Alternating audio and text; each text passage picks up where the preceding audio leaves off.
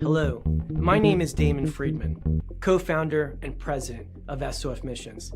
As a 20-year veteran within Special Operations, I've gone through many challenges due to my military service and time in combat. We felt called to start SOF Missions to serve our fellow brothers and sisters in arms, focusing on suicide prevention and resiliency.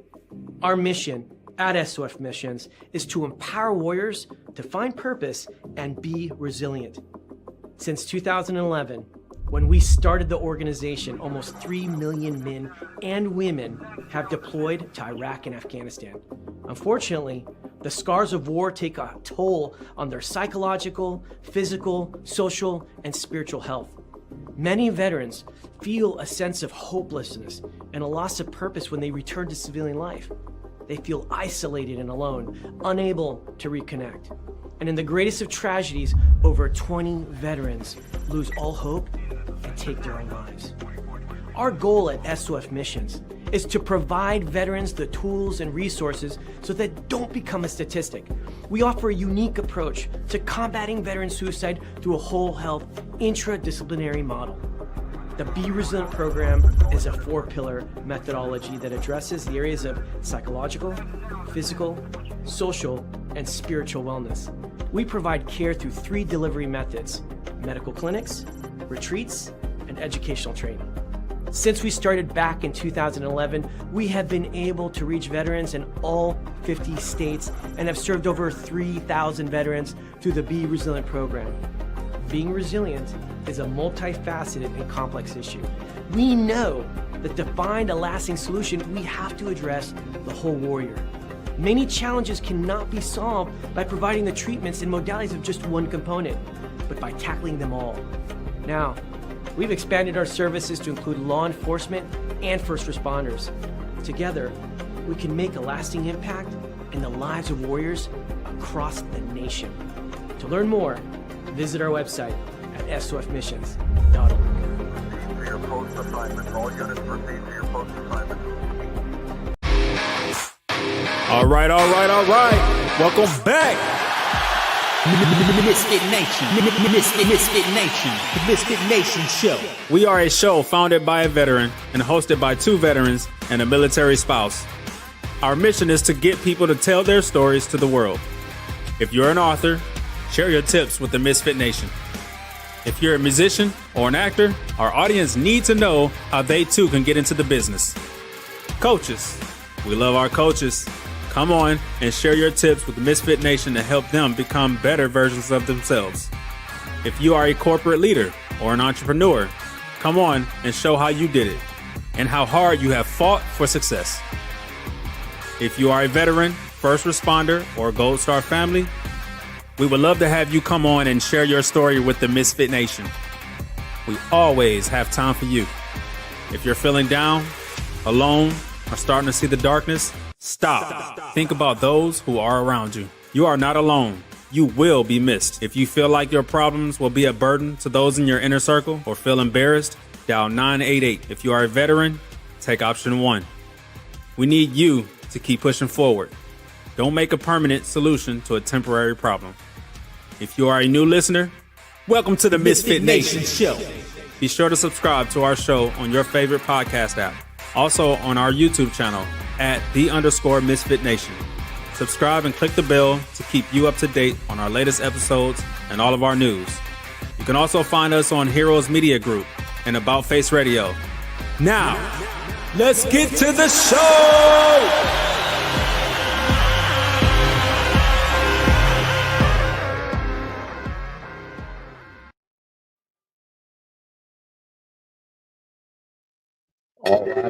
All right. Welcome back to the MisFit Nation show. It's your Sunday after dinner edition. It's June 29th. One more day left of June. Can't believe this month has flown by as much as it has. We know you have a lot of choices on a Sunday night on what to do, but thanks for hanging out with us. Tonight, we'll start off with some remembrance of a couple officers. Under Sheriff Brendan Gade, Phillips County Sheriff's Office, Kansas, end of watch Friday, June 27th. 2025. And Police Officer Kendall Corder, Milwaukee Police Department, Wisconsin. And to watch today, June 29th, 2025. Both were killed in gunfire. In Officer Gade's instance, the perpetrator was eliminated as well. Please keep their friends, their families, their peers, their communities in your thoughts and prayers as they go through this tough time and a quick, unexpected loss of life as this. They know they have a risk every day when they go to work, but it's not something that their families really want to deal with at the end of the day. Tonight, we have a great guest. He is USMC veteran. He is the founder of Prospect Hill Flag Company. So without further ado, I just want to bring him in here so he can tell his story to the Misfit Nation. Welcome, Joe Stazione. How you doing, man? Doing great, brother. How are you? Good, real good. I appreciate you having me on. Oh, it's great. When Adam sends me someone, I kind of have that big brother complex. You got to have him on there. So I'm bringing you in here, and you're gonna rock the Misfit Nation's world tonight. Adam was actually my first podcast I ever did. Oh wow, that's outstanding. Yeah, we were getting ready for our second year wounded vet run in Phoenix, and we were getting ready to have Madison Rising. We booked Madison Rising right when I think like 2 years after or a year after they released the national anthem when they did it. And we booked them at Scottsdale Harley. We had this big ass party and everything. And Adam, and I can't remember the guy's name that he was with, but they had me on their podcast back then. Nice. That was pretty legit. Adam's a great dude, and he's doing great things for the veteran community as well as the community at large around the country. He tries to do his best to make the world a better place. I agree. So, Joe, I gave basically a sentence about you right there. If you don't mind, tell the Misfit Nation a little bit more about you, from as far back as you want to go to how we got to where we are today. Well, everything really kind of started going in the Marine Corps. 1999, I went in peacetime completely. Didn't really think anything of it. Worked construction as a kid. And I remember one of my dad's operators told me, like, go to college, be an officer. You know, you should do all that. And I'm like, well, I'm going in the Marine Corps. Like, if I'm gonna do anything, I mean, it's peacetime right now, but if I'm gonna be a part of something, I want to fight, you know? Right. And I had a couple football scholarship offers. I had nothing really for anything else but that. And I really wasn't the greatest in my academics. And I ended up blowing out my knee my senior year in high school. And fast tracked me. A buddy of mine was going in the Marine Corps, and he ended up going early. And I told him, I said, before he leaves, I'll have a date. And it was August something. I can't remember exactly what date. So it was the original date. And then I got arrested. And then they told me it was going to be 2 years or 3 years of probation. I got arrested for a stupid senior prank. And it was going to be 2 to 3 years probation, or unless I left, if the judge found out. And I went to high school with the judge's kid and all that stuff back then. So fast tracked me. I was supposed to leave in August, ended up leaving July 26, 1999, Paris Island, and then School of Infantry at Camp Rahoon, Camp Geiger, and then went to Security Force Battalion in Chesapeake, Virginia. And then was given my duty station, Kings Bay, Georgia, is where I started. I was on a sub base in Kings Bay, Georgia. Moved through billet quickly. I held as a Lance Corporal, I held a team leader billet. I think I was there like a year and a half. Stood in the alarm control center, allowed access into and out of every single building down there as a Lance Corporal, and was down there during 9/11 when I was actually on post stood the alarm control center post. I hadn't picked up corporal yet, and 9/11, the morning of 9/11, I'm the one who announced everything to our command, everything that was going on, from weapons control watch of the Navy, upgrade threat cons, everything. And we had every base commander was on our post. Big map of Kingsland, St. Mary's, Georgia, the nuke sub base down there. We didn't know what was next. We had no idea what was going on. You know, shit at the fan, and that was really kind of the start of everything. I was 21, like 20 or 21 when all that happened, and changed my life. I remember, fast forward years later, and I'll get into where I was at and why, but I was standing in a crowd of people honoring a kid. I had been out, this was 2017, honoring a kid that lost both of his legs in a war that started way back in, he was in like kindergarten or first grade when the war started, Yeah. So fast forward from there, went from Kings Bay to Camp Lejeune, 3rd Battalion, 8th Marines. I missed the deployment to Bahrain by like 5 hours. They left. The day I checked in, they left. If I would have checked in the morning, I probably would have been on a plane. I checked in the afternoon as late as I possibly could. Me and my best friend, John Shea, we checked in as late as we could, stayed at a hotel the night before in Jacksonville, and checked in as absolutely late as we could. And because of that, I ended up as a platoon commander, as a corporal for 2nd Platoon, 3rd Battalion, 8th Marines, 2nd Platoon, India Company. And until everybody got back. As soon as everybody got back from Bahrain, we were slated to go to Japan, and I had orders to go play on the All-Marine rugby team. So I didn't even get the whole McCree that we did leading up to our deployment. I was UDP to Fort Leonard Wood playing rugby for the Marine Corps. So my command wasn't very happy with that. And then got out, picked up sergeant right then, went to Japan, war kicked off, watched the beginning of the war on CNN in Fuji, Japan. The day we hit Fuji, the invasion, it was the invasion of Baghdad. We watched it on CNN. And a bunch of us tried to lap move, tried to deploy. They said our unit wasn't going to deploy. I was supposed to get out July 26th. I ended up getting out October 15th. I'm sorry, October 10th. October 10th, I got out and moved. Because of that, I was stop lost. We got back from Japan. Bunch of us tried to move around. Nobody was letting us move, so everybody just got out. Almost got NJP'd and busted down for getting divorced all at the same time. I was trying to leave. Got out of the Marine Corps, moved to Arizona.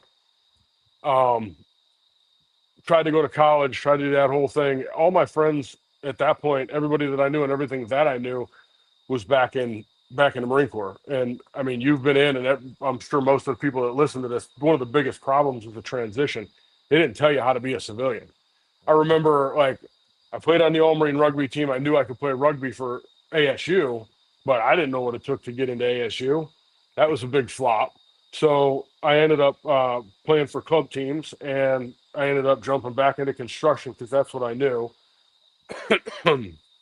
I went to college for a semester in between work and construction.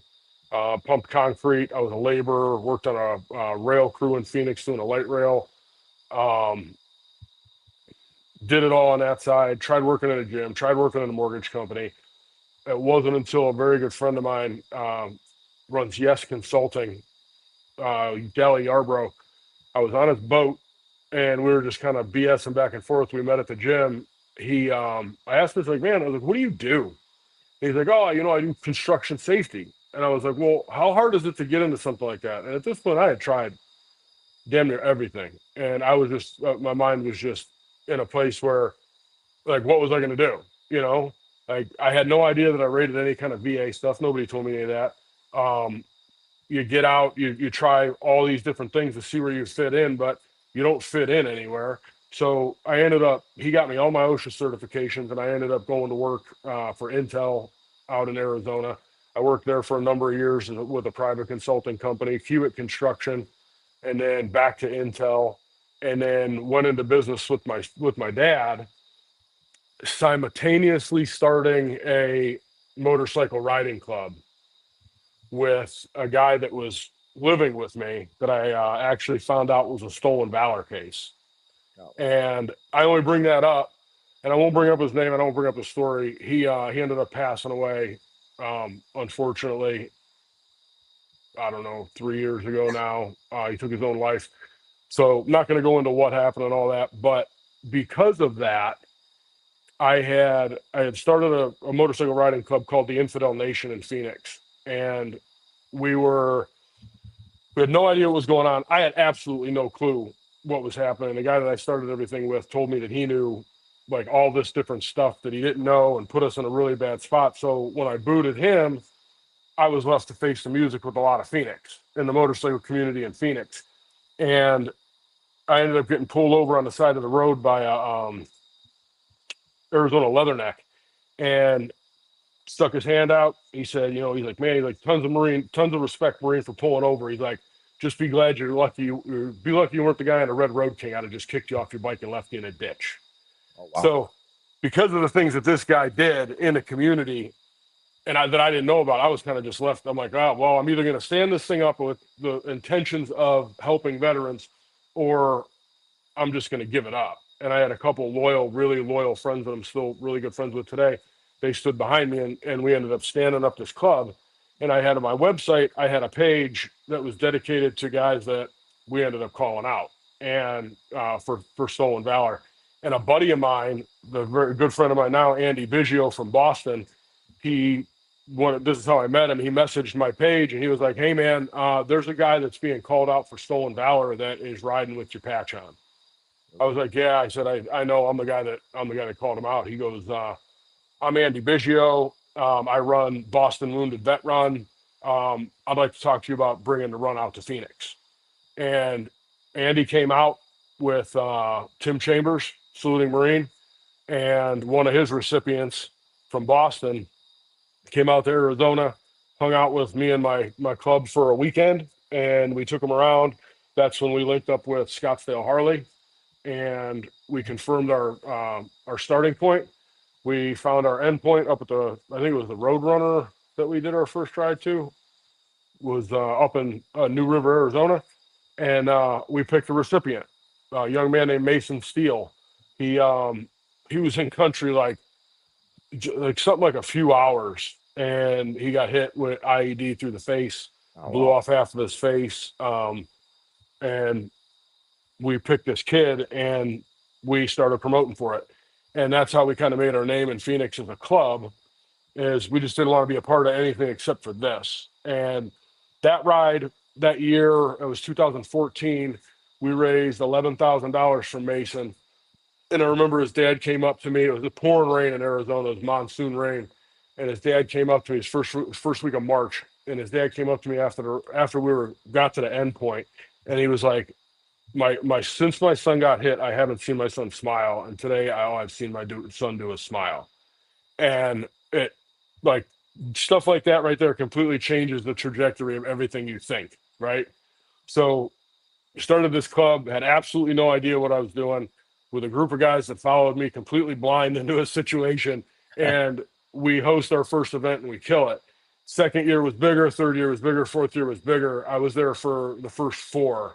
And then I moved here. Our 4th year, we had 1,300 motorcycles. We raised a consistent 20 grand for 3 years. From our second year on was $20,000 that we would physically give to the recipient. We renovated houses with Home Depot. That same guy that we renovated his house, him and his family ended up moving here to Texas. He went through and is now a trainer at the Adaptive Training Foundation here in Texas. He's a single leg amputee, and him and his family just got awarded a home out here. So we did a lot of stuff. We helped a lot of people, and they're still doing it out there. This is their 11th year they're doing the ride. Went to their 10-year last year, so it's pretty good. But they've kept it up. They're giving away somewhere between 15 and 20,000 a year. We used to host some of the biggest parties in the motorcycle community at the time, with a real good friend of ours that I'm still friends with, actually heading to Sturgis with them, Ryan Cruzy with Cruzy Originals. We shared a complex with them, and that was like right around the time that motorcycle stunts were becoming a thing, and they would do all their stunt shows in front of our clubhouse when we would have the parties. So we'd raise 10, 15 grand in a night. Everything rolled back into the ride, and our big night was the night before our ride. We'd have barbecue going, stages, them doing stunts out front, 2 full bars, the whole 9 yards, and we should have a good time, raise a bunch of money. Second year we did it, 22 Kill came out from Texas. and I became friends at that point with Jimmy Mack. Still one of my best friends. He's the best man at my wedding. And a couple years later, he talked me into taking an interview with Defenders of Freedom. Great organization. They did financial assistance back then. They do brain health now. Here in Texas, one of the great organizations out there that's raising money to do brain health for TBI and different things for different guys that have been messed up, blown up. Ended up me and the CEO over there. We great friends still. We just didn't see eye to eye at the time with some things. So I ended up getting let go. That's when 22 Kill picked me up. Worked for 22 Kill for 2 years. Started their motorcycle program, and then COVID happened. We launched a program that originally, out of the gate, it paid for riding courses for guys all over the country. We would call a Harley dealership. We would talk to a Harley dealership about buying it right down to $99, and then we would pay for veterans to go through these programs. It turned into JMP Cycle, big parts distributor in the motorcycle community. They caught on to what we were doing, and they raised a bunch of money for us through a roundup campaign once a year, and they ended up putting us on the road at all the rallies, and then we started taking guys out to the rallies with us. So the motorcycle community, the way I always looked at it, it's so camaraderie based, and veterans are the founders of how things are, right? So you go, and I don't know how many people on here, listen to the podcast. I don't know how many of them really ride or have been involved in the motorcycle community, but you go back to the very, very, very beginning of like the rallies and the things and the racing. It was all veterans getting out of the service that started the clubs, that started the trends that have shaped the community into what it is today. I've read and heard stories about, clubs meeting up in the middle of nowhere and just partying for weeks straight, and just the camaraderie and the brotherhood of it. And I felt we could bring that to veterans in a way where we brought them out to the rallies to experience that type of camaraderie and brotherhood. And we did it with about 4 or 5 groups of people between 22 Kill, and then during COVID, I left 22 Kill and started Throttle Therapy. And Throttle Therapy was nothing but that. It was taking guys out, and we did it a couple of times through that. And then unfortunately, me and my wife put a lot of stock in because of some legal things. I can't really go into detail, but me and my wife put a lot of faith into a company, and we got let go, and we were forced into a position to where I had to give up Throttle and go full-time back into fabricating. When I was in Phoenix, I had mentioned me and my dad started a furniture company. It was a rustic industrial furniture company. So steel, rustic barnwood type stuff, nice finished wood, but mainly fabricated steel. I was going to welding school, and a friend of mine asked me, "Hey, can you make a flag?" Sent me a picture of this torn up flag, and I had nothing to do. We were getting ready to actually do the first one of our rides, and I took a couple pieces of stainless, I put them together, drew out a nice flag. Didn't really like it, tore it up, kind of like looking at the picture of what this guy had, but I didn't really like what he had. I bent mine up and cut everything by hand, heated it because I didn't have any paint at school, and then hung it and advertised it when we did the ride. And I sold about 25 of them right off the bat. So I took that side of my business out here, and the flag side of it. And I was working in the back of 22 Kill when I first moved here. 9 years, July 4th will be 9 years I've been here. And they gave me a shop in the back, garage space. And they came to me one day and they said, "Hey, we're doing a fundraiser. Do something you've never done before." And I ended up, you can see them behind me. And then this is what I created for them, but it was just painted stars. It wasn't anything crazy. I didn't know really what to do, and it's evolved since then. These are all steel stars that are on here. It's 2-inch frame, custom made backers that hang them or put them on a shelf real nice. I did one of these or a set of these for them, and then my frame flags like you posted on the Instagram page. I did a couple of those for them, and things kind of took off in that side of the community. And through fundraisers and stuff like that, a lot of people buy these, a lot of people buy those other ones, and still to this day do. 21 right after COVID was my last orders, and I reopened the company as of a year and a half ago, Okay. and jumped into the artwork side of stuff. So I know you looked on more than likely looked through my Instagram and stuff like that. The all the artwork, all the paint, started doing that in 20, built up a lot of different things since then, and with a paint coach and some other friends that have helped me out, and combine the two between the steel and custom paint work. So that's where I'm at now. That's an amazing journey.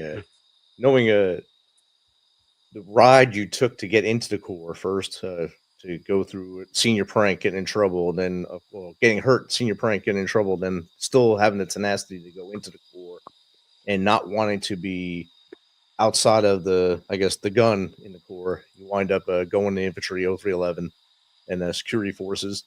And then you wind up in Kings Bay. I've been there. I was there probably just before you went there, actually. I was stationed in Georgia from 95 till 93 to 95. So I went down there probably about 94, 95. By accident, we drove down there. Went to a beach down there and then wound up close to there. I was like, oh, there's submarines in Georgia. This is crazy. Then we went back to Fort Stewart. But I've had a couple of motorcycle guys on here from CVMA, Combat Vet Motorcycle Association. Great dudes, and some I didn't realize how many of my friends were in that organization and that association. It's amazing how many are in it, and I didn't know it at all. I just know that they rode bikes, but they all have that patch. So there is a lot of people, like you said, in the audience that do ride. Frank the Myth jumped in, said he used to ride, but then he started going through a lot of stop signs, so he decided to stop. That's probably a safe thing to do right there. And I was looking, like you said, I looked at your art on Instagram and Facebook. I've seen your art pictures on there. I was trying to find as much as I could on you. There's not a lot on you personally. There's a lot of your stuff on there on Instagram and Facebook. So I was trying to grasp at straws to try to find things on you. So thankfully, you told your story in depth, and the audience was able to get a lot about your life in there and where you are now and what you've gone through and what you do for the community, not just the veteran community, but the entire community. Because when you have a bike club and things are coming together, it's not just about the veterans in the bike club. The whole community of bikers come together because it's like one big family that they all For come sure. together to do things together. If one bike club has a problem, all the bike clubs come together to try to help that bike family come up and raise up. So it's one huge community. And I'm grateful to have guys like you that step up and do that stuff. It's funny you mention it like that, because I'll tell you a quick story. A friend of mine recently, she posted something. I said, I said it was something like the real flex is about all the people that you help. And I messaged her. I was like, yeah, the real flex though is the people that you help and nobody talks about. And I got a handful of stories that I keep with me that drove me through the hard times I mean, and I'm sure you've heard, like, or if you've been involved with any kind of nonprofit, it's no fun. It's no fun. I have one now that I do all my work for. I help out a bunch, but Valor Mission Project is the only one I even do anything with anymore. And I don't personally have any stake in anything anymore. I couldn't do it. It has a shelf life for people that say that they can continue to do this mission, or on the suicide side and all the things. Like, since I've been in Texas, I've been to more funerals than I can count, and it sucks. But I was here for 6 months and I was reading my best friend's eulogy in front of 1,000 people in a church, and it sucked. It was the worst day of my life. But that type of stuff is a shelf life, and that's why I gave it up. But the getting into the way that we did with all of it, with the motorcycle community and being around, like, just like you said, it's a big family, right? We're in Myrtle Beach, and I had a guy come up to me, and he came to our booth. It was during the day. We're at Suck Bang Blow, biggest bar in Myrtle Beach, and it's absolute insanity at this place all day long. And he comes up to the front and he's like, man, he goes, I'd love to come to the concert tonight, but I'm nervous around crowds. And he starts telling me a story. And I sat with this guy. I talked to him for about 2.5 hours. Told me everything about it, like all all the things he went through with combat and his issues getting out and all this different stuff. And just having problems getting his rating with the VA and this, that, and the other thing. And he's like, man, he goes, I don't know if I want to come tonight. I said, do me a favor. I said, come tonight. I said, grab me when you get here, and when I get on stage, I said, I'm gonna talk about something and you'll understand. And he goes, all right, Joe. He goes, all right, I'll do that. And he came and he showed me, well, as soon as he got there, he grabbed me. He's like, hey man, I'm here. Like, all right, man. I said, we're getting ready to go on stage. And then one of my really good friends, Jack Shett, it's actually his name. He's a MC in the motorcycle community. He married me and my wife. I've known this guy for years. He used to MC our ride. He was MCing at Suck Bang Blow, so he would have us up on stage, be able to promote Throttle Therapy. And I get up there, and there's 1,000 people, 1,500 people packed in the back of this bar. I can't remember what band was playing. It was one of the first nights. It was unbelievable. At this time, this was the biggest crowd I had been in front of until I got on the stage with Buffalo Chip and Sturgis. So I'm standing there, and I'm like, oh my God. And I get up there, and I said, I was talking to somebody earlier today, and they said that, if you're nervous, picture everybody naked. And I looked out at the crowd, and I was like, but some of y'all I don't want to see naked. And everybody starts laughing, and I said, but why would I be nervous up here? I said, this is my family. This is my family right here. We come together and we all try to make memories on two wheels. That's the best part of this community. Is the guy next to you and the guy right of you and the people around you and their families and their wives and their girlfriends and their kids and all this stuff. I said, we're just all trying to make memories on two wheels. And we're just a big family. And they went crazy. Everybody went nuts. And I come off stage, and that guy's standing there. He goes, you're right.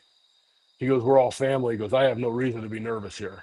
And every single year he goes to Myrtle Beach, he goes to Suck Bang Blow, he messages me. Hey, Stas, you coming? Hey man, you gonna be in Myrtle Beach this year? Every single year since that. That was I think 4 years ago I had that conversation with her. So, motorcycle community, ultimately it saved my life. It gave me a place where, like I said, I've worked companies, jobs, different things all over Arizona. I tried to go contract, overseas. I tried to do everything I could possibly do to get back into a place of brotherhood and find something that I can attach myself to, and nothing worked. Played rugby for years, played rugby all over the world, and it wasn't the same. It wasn't the same thing, the same camaraderie we had when we were in the Marine Corps. So finding the motorcycle community and being in a place where if you needed help, people were there to help you.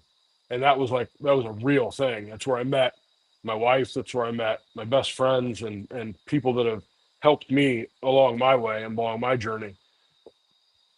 Definitely. And I think you hit the nail on the head earlier when you said when the guys came home from like the World War II dudes, they looked for things to do. And that's when the Hells Angels came about. That's when I think the Mongols came about not long after that.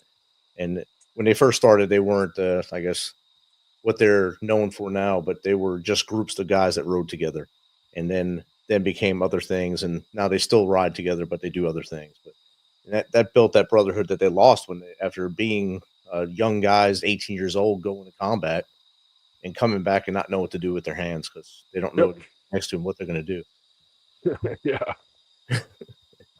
And that's the truth. That's how it started. It definitely is. I've had great times. Like we used to open the garage up in Phoenix when we first started the club. We'd have all of our parties at our house, my house. I had a 3-car garage, and I'd have 80 people at my house on a Friday and Saturday. My whole entire driveway would be packed full of motorcycles from all over the place, and it was just getting things rolling. But it was, I think we were with Throttle our second year touring around, and we had an idea to host a rally. Like there's one in Tennessee. It's called Tennessee Country Music Revival. It's at Hurricane Mills, at Loretta Lynn's ranch. Absolutely beautiful piece of property. One of the best rallies I've ever been to in my life. I was really, really stoned, and I may or may not have eaten some mushrooms the first night we were there. And it was about 4:00 in the morning, and one bar on the river was still open. And this guy came up to me and offered me a plate of s'mores. And I looked at my buddy and I said, man, I don't know where between here and Myrtle Beach we died, but this has got to be what heaven is. A little bonfire, dudes with one-man band singing, and some of the most beautiful choppers you've ever seen in your life, and then there's this river running through it. But we had that was awesome, like campground, like grassroots rally. And so we had an idea. Why don't we do something that's completely out of the box and host something that is there's no social media on it, there's no anything on it, you can't find anything about it, it's all invite only. So for a year we rode around with business cards that had latitude, longitude, and a date and a QR code.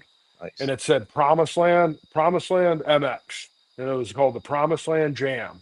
And we handed them out. We meet people all over the country, right? We'd be at Milwaukee, Sturgis, Myrtle Beach, Daytona, Galveston. Like, we went to all the big rallies all over the country for 2 years. So everywhere we went, we found cool people. We'd meet vets come up to our booth. It's like, hey man, how much do you ride? It's like, oh, I really ride. Like, yeah. How much do you ride though? Where'd you come from? You know, we'd be in Myrtle Beach. It's like, oh man, I came from Arizona. It's like, man, you ride. All right, cool. Like, would you come to this? And I'd tell them the story. Oh yeah, man. Yeah. We gave out, I think, 3,000 business cards that year. Wow. And we had probably, I mean, this was in Maryland. It was in Old Town, Maryland, is where Promised Land is at. It's right on the Potomac. Like, his property runs right on the Potomac, and a full motocross track and full RV hookups, all that different stuff. And we probably had 500 people out there the first year. And it was crazy, but it was cool to see how it traveled, the word of mouth, how it traveled, because you meet people and you go to give them a business card and they be like, you're that dude. I heard about you.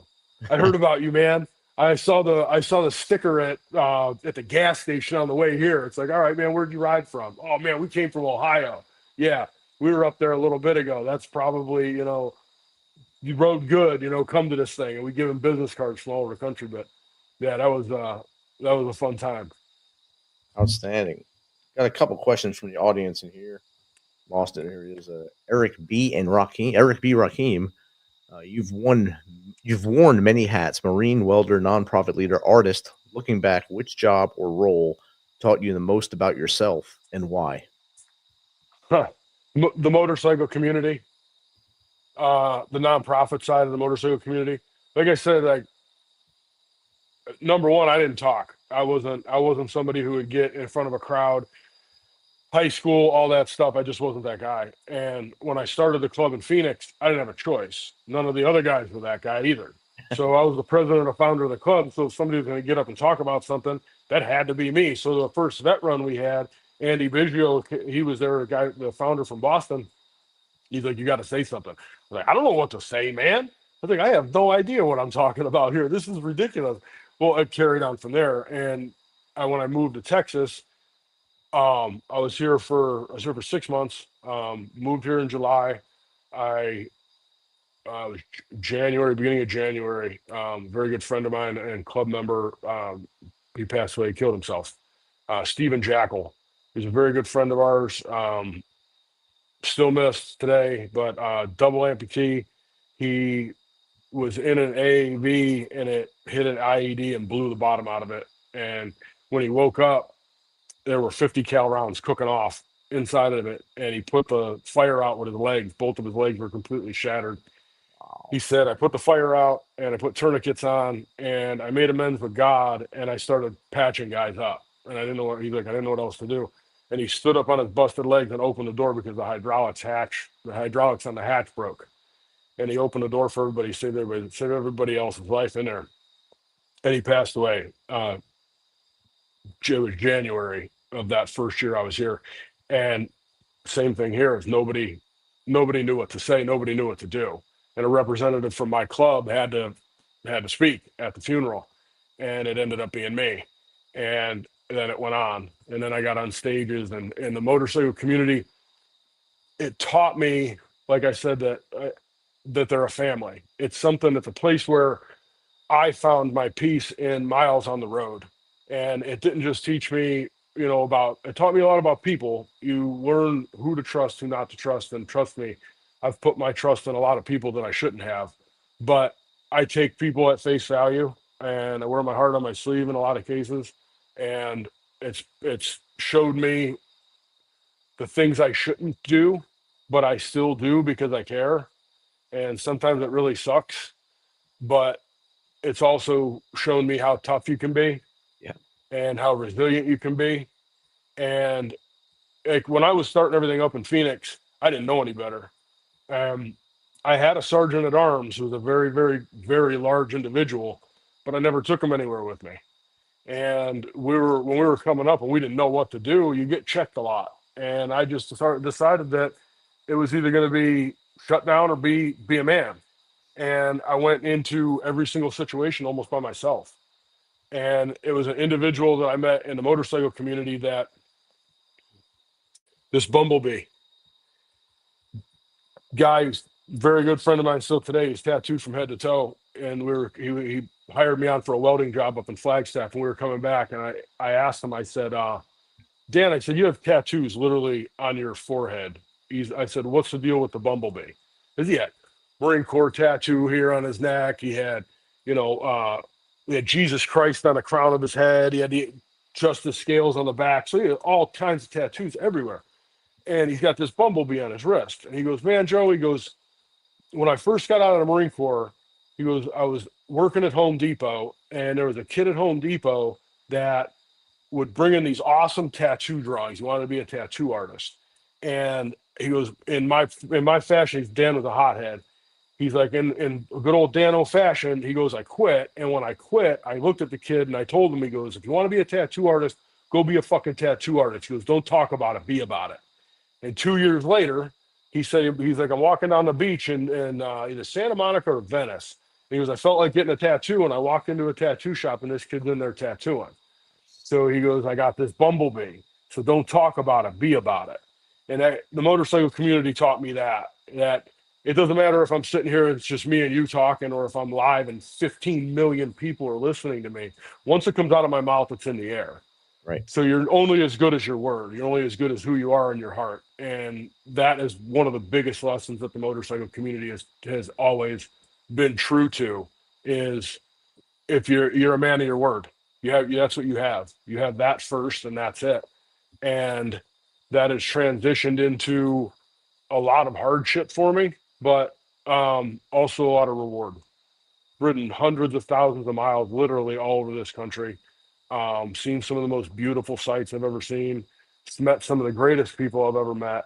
Had some amazing conversations with old men at the gas station, and it's taught me a lot about life, man. Like, it doesn't matter what you have. It doesn't matter if you have $1 billion or if you're struggling flag to flag. You can't take anything with you. Exactly. You know what I mean? You can't take any of it with you. And like, what do you have right now? It's what you surround yourself with and who you surround yourself with. I love making art.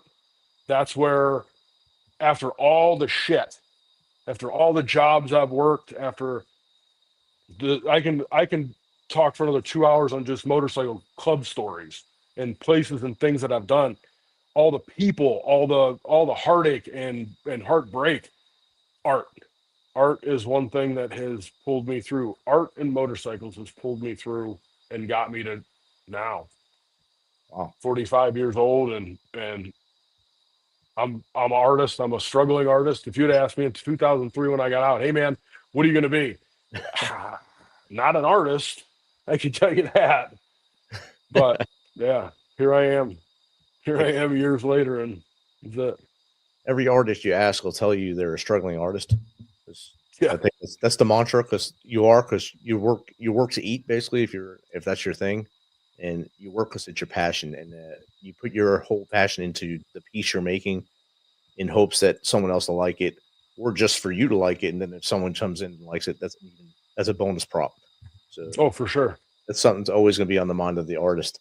You mentioned Loretta Lynn's Dude Ranch. That's like less than 45 minutes from my house. So, Okay. yeah, so I'm right up north and east of it, basically. So it's a pretty awesome area. If you ride, that is an experience that you should definitely partake in. Even if you don't, you can get a tent out there and camp out there for the week. It was like progressively more famous talent. It was Tim Montana and ZZ Top, one of the guys from ZZ Top, the last night we were there. And then Tim Montana was the guy playing acoustic down at the little bar, and everybody was tripping mushrooms, and the bonfire was the size of my my fucking truck. You know what I mean? It was unbelievable. So if you're in that area, you should definitely check that out. Outstanding. Got another question from the audience. This is from Alex and them. You helped build the biggest veteran ride in Arizona. What were some of the biggest challenges you faced in growing that event, and how did you overcome them? Thanks, Alex. Phoenix Wounded Vet Run, yes, it was the biggest ride. It was the biggest veteran ride in the state for a long time. I think it still is. Like I said, our biggest ride, we had 1,350 riders, I think it was. The total we raised was $40,000 that year. We gave 20 of it away. The rest of it rolled or went to expense. I mean, you guys know how that goes. We had a lot of challenges. Our first year, we were still coming out of a rut with building a name for our club. And Andy Biggio from Boston, he had never given the ride. First of all, he had never done a ride outside of Boston. The way Boston started was the guy came into his Legion post, his son got blown up and went from a 20-year-old functional kid to the mentality of like a 12-year-old because of the brain injury. And he spent his life savings, had to sell his motorcycle, like second mortgage their house, and a whole bunch of different stuff. And just to help this kid come home. So Andy ended up hosting this ride. It was Vinny's ride. And they ended up paying the family back, bought his dad a Harley, like all this different stuff. And that's how that whole thing started. Well, he had never done anything outside of Boston. And one place tried, but they didn't do very well. And he was like, man, he goes, I really don't know what to do. And I've never had a club do it. So the way that we ran it was, it didn't matter if it was club merch, like support Infidel Nation, or if it was ride merch, it all went to the club. I'm sorry, it all went to the ride. If it was a party we hosted at our clubhouse, it all went to the ride. And I mean, we hosted our meetings at the clubhouse and we took advantage of it as far as that went. But everything we did all went to the ride, all went to the event. We were always raising money. It didn't matter where we were set up. It was all raising money for the event. From the 2 months after the event start, like we hosted it, until the event, that's all we did. So the first year we did it, we didn't know what we were doing. Just like with the club, we were still figuring out getting our feet. And I remember a buddy of mine, kid that was living with me, Danny, he goes, all right, he goes, screw it, I'm taking you up to Cave Creek. And I walked up to two Hells Angels at the time, and like one looked at me, the president looked at me, and he goes, let me guess, you want to start a club? I was like, no. I said, I introduced myself. I said, and I was up there with like 5 of my guys and my buddy Danny. I was like, look, man, I said, we already did. We just hosted an event a couple weeks ago, and we raised $12,000, $11,000 for a local combat wounded vet. He goes, you're Infidel Nation. He goes, you're the guys that just hosted that big ride. I was like, yeah. He goes, I'd never shut you guys down. He goes, I know all about you. He goes, do what you want to do. So from then on, it was show people we could exist. Because when we were starting the club, we were told by everybody, why don't you just join this club? Why don't you just join this club? You should just do this. You should do this. You should. And I was like, well, no. None of the agendas that I had been present to or been presented to me, nothing fit what I wanted. I wanted to help guys in a way that nobody else is helping guys. So we set a tone and did what we did, and people came. You know, I hate to say this because it sounds so cliche and stupid, but if you build it, they will come. I remember our third year when all the clubs in Arizona came to our event. Ryan, the guy who runs Cruzy Originals, he was an old club guy as well. And not at the time, but like everybody knew who Ryan was. He worked on all the club guys' bikes.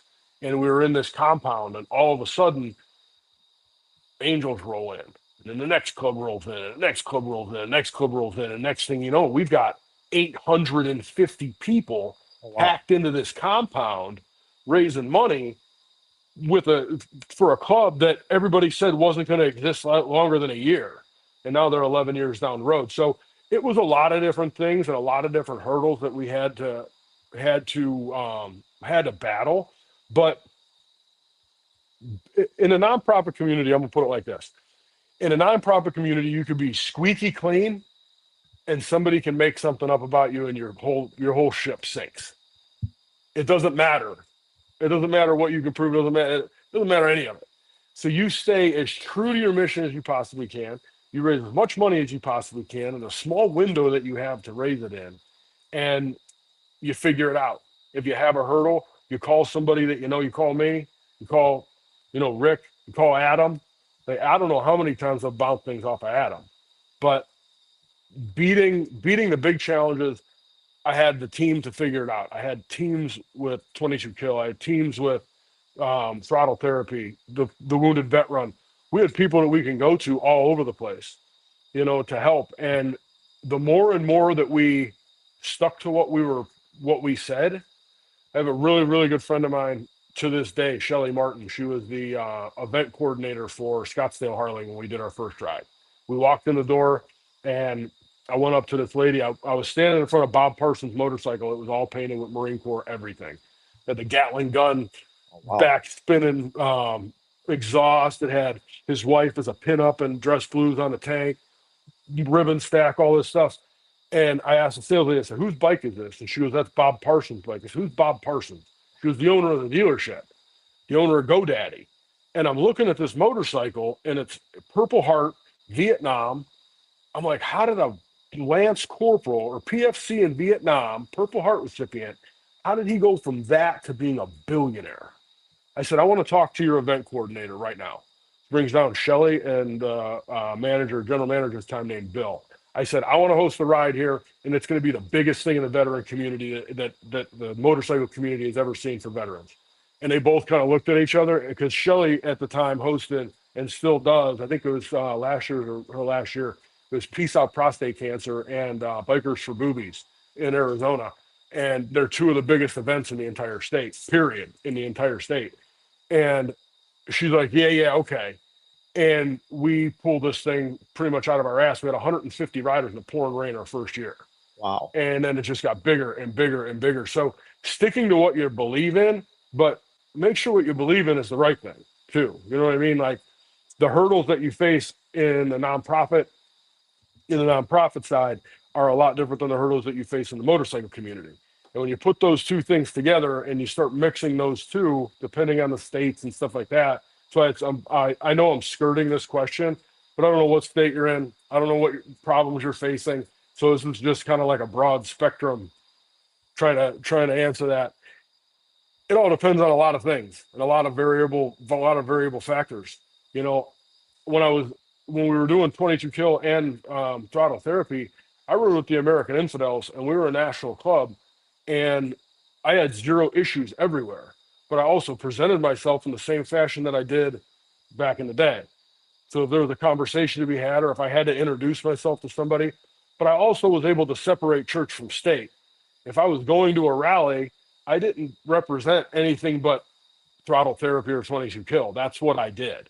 If I rode there, different story. But if I was there at that event, I was at that event for a week, I represented the organization that I represented. I wouldn't lie. I couldn't lie. I got the tattoo on my hand. So, like, people know that that's not just a thing. You know what I mean? Just a symbol. It's got to belong to something. So people would ask questions, and you answer the questions correctly. But being upfront and being forward in both the motorcycle community and the veteran community, like the nonprofit space, just be 100% real with everybody. Be truthful. Don't lie. Don't try and scam the system. Every nonprofit starts out with the purest intentions until money starts to get involved. When big money starts to get involved, 90% of these big nonprofits start to take a turn. And I've met very, very few that stick to their guns with it.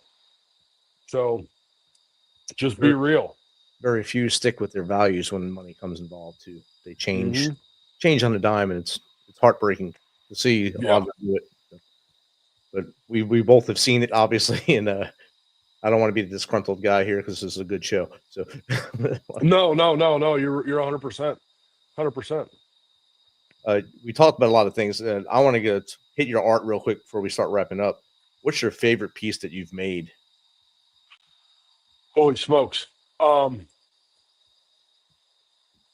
Dixon Flannel Company piece was on a whim, and that was a fluke. I knew Danny from back in the day, and when he was working at Scottsdale Harley, I was doing the rides, like first couple rides, and I decided I got one of the flannels. Me and my roommate both got all these different, especially the red, white, and blue ones. And I looked at the tag because I told Danny, I said, I want to do your logo at some point. And I looked at the tag because none of his other logos really, they were boring as far as I was concerned.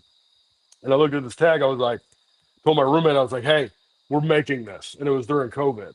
So that was a cool one. It was a full, if you go on to Instagram, it's down there a little ways, but did a full 3.5 foot tall tag from a Dixon flannel. That was a fun one. I've done the Medal of Honor. I want to do the Medal of Honor again though, because back then I had a friend of mine, one of the guys that worked at 22 Kill, Don. He engraved everything and laser engraved it. Now I've done so many things that are 3D and sculpted. I would really love to do them again. Man, my favorite though, I don't know. Some of these ones I'm doing now, these Mona Lisas that I've done, are really fun. The paint, I use a lot of flake paint, like old chopper style, pinstripe, airbrush, silver and gold leaf. Those are a blast to do. I'm getting ready to do 7 Virgin Marys in the next probably year with custom rosaries. For each one, will have a different rosary. Each one will be a different Bible verse. Each one will be different paint. Flags are awesome. The big flags. I did I would say one of my favorite pieces of all time was the bent, like waving flag that I did. That was all out of 1/8" stainless steel. Wow. So all the stripes on my big frame flags, all the stripes, it's 1/8" stainless, painted, and I use automotive clear coat on it, and I have 1/8" stars, like just like on here. These, like the stars that are on here, they're all laser cut. All the stripes are all ground. They fit into a frame. I have 2 different sizes. The big ones weigh about 150 pounds. The small ones weigh about 52. I've done a big one and a small one where I've welded the stripes together, heated it, and physically bent it so it looked like it was flowing. Heated the feel of the stars so it warped and distorted, and then welded it into a frame. I've done one big one, one small one, and those are really, really cool. Those are also on the Instagram someplace. One of the big flag pictures, but those are really cool. Awesome. And are those the 2 best places to get in contact with you if someone wants to either have you on the show, their show, or maybe get some product made? Is that the best places? Yeah, right now, either Instagram or Facebook on Prospect Hill Flag Co. You can also email me at Staz, STAZ, at veteran.me. So Staz at veteran.me. And I answer all those emails. Anything from laser work. I just got this big laser that I'm learning now, to metal fabrication, custom sign work. Right now I'm working on, I've got 6 flags I'm doing right now, 6 frame flags. So if somebody's interested in one, I do have a couple that are for sale. I'm doing a Caterpillar logo, like Caterpillar equipment. Right. A friend of mine just opened his counseling office, so I'm making his company sign. And then I'm doing a piece for a ranch, a custom piece for a ranch. And then after this, I'll be starting those Virgin Marys. Nice. You're staying busy and doing great things. Staz, thanks for hanging out with us tonight. Before I let you go, there's a question I ask every guest before they leave. What's 3 things the Misfit Nation can do starting tomorrow to be better humans? Oh my goodness.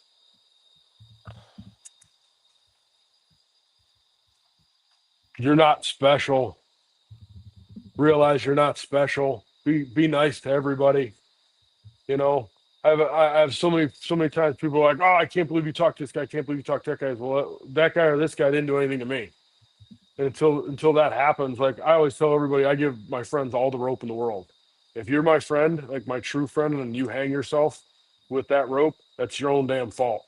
On you. Yep. You know, be a good human being. You know, that's the biggest thing. I would say all 3 is just be a good human being. You don't have to donate millions of dollars to things. You don't have to even be a part of things. But if you see somebody that needs help, help. You know, just be good to each other. All this shit that goes on in the world, you're not special. like I said, you can't take it with you. So if you're Exactly. the guy listening to this that does have the billions of dollars, buy some of my flags, man. I need you to buy some of my flags. No, if you're that guy, like, come down here, man. It's pretty fucking cool where we live. You know what I mean? We ride motorcycles, build some cool stuff. So just be a good human being. Awesome. Thanks, Joe. Thanks for hanging out tonight. And this has been a great chat. I hope nothing but the best for you in the future. I appreciate it, man. Thank you very much for having me on. Misfit Nation, remember Tuesday night, the crew will have Heather Shreve on the show. And always remember that a day tomorrow with you is better than a day without you. So if you find yourself going towards that darkness, just stop. Dial 988. If that isn't what you want to do, contact one of us. We will get back with you. We will talk you off that rope and bring you into the light. So next time, be hungry, stay humble, and keep hustling.